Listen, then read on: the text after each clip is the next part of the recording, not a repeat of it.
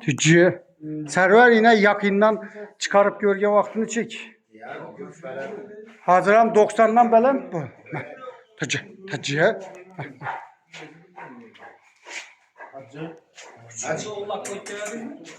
Aa. Hey. Tücü dur. Evet dur. Bunu mestasında da oğlum. Yat. Uç. Yat yüzüm. Ne?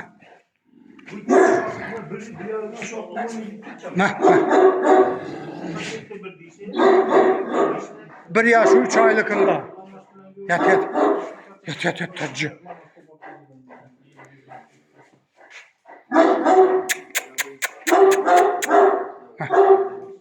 Dur. Tacı. Ya özü priviçke o yaşlıktan şimdi yaşın det. İbo nerede dur için det duradı. Tacı.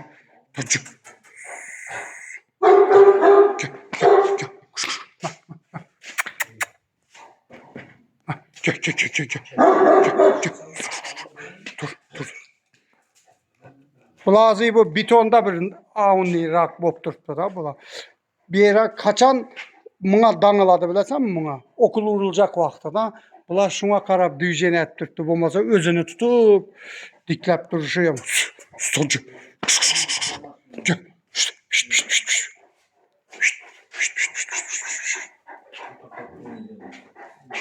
Bu beraber bağda oynanamam mı ne? O aslında ikinci dişini koparıp aldım. Şimdi lamaçlar yazı bilen tayarlanıp durdu. Bu başka yerde durdu. Palvan bulup, dum ves götərlənib.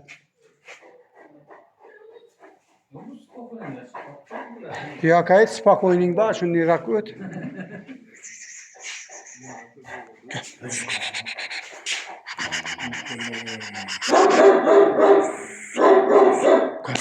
Dur, özün görsət ver. Gel. Bu ya. 200 çıkarıp sürüler bu. Vay bu iş. Demine tartadı dedik bu. Aşın diyeyim bu. Ülküzeydi bu boyunu. Gel. Kan, dur gel. Dur.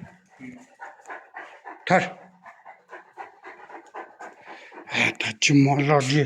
Bunu yerini gördürtmüşsem bu telefona sıkmıydı. Nişep köp adam 90 kilo bu dese 90 kilodan ziyad dese hey dedi. Bunu üstünü gördürtmüşsem mi? Muhakkak. Ucu boynu bir atlı boynu diyeyim bunu. Kan. Hey malla değil. Tücük. Kan gel. Hey malla değil. Hey tacım var. Kan. Bir demine tartıp ver çopanını. Dum oynaydı bu ben bile. Kan. Hey malla değil. Hele beton bir şey tetip örttü. Dur. Beton bir şey netip tuttu ama açık yer boza yaman oynaydı bu.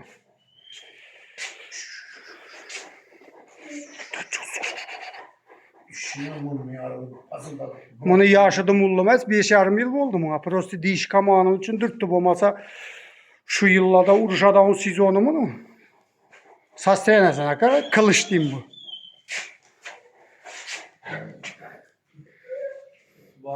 Hey, bunu o atası Ejder Çelebinski atası boladı. 3 mərtə triokratlı çempion Rossiya boladı. Şunda mınçəlli nəsil qaldırıb bilmədi. Biləsən bir yılda 25 urğaçığa koşuladı. 20'sindən bala doğulğandan. Hem yere köp ballar, uçtur taxır ballar həmməsi. Tez koşulup durdu da ertə. Çopan sendeki koyun izinde yürüyenini gördün mü bununkin, çopanlıkin? Vay şan bolası. Ne bile vuruştu? Sizden appardan karanlık patlasadım anlasın böyle duruyordu şöyle. Ya gücün sekerek kalktı. Cemaate dağılmadı. Urşadı, ertə urşadı ballar. Sen mağda şabayenin bana değil. Bulan telefonu aç. Çok oynayın. Yüzüyle sürü balar hemen sağlamak. Cebel gün oldu.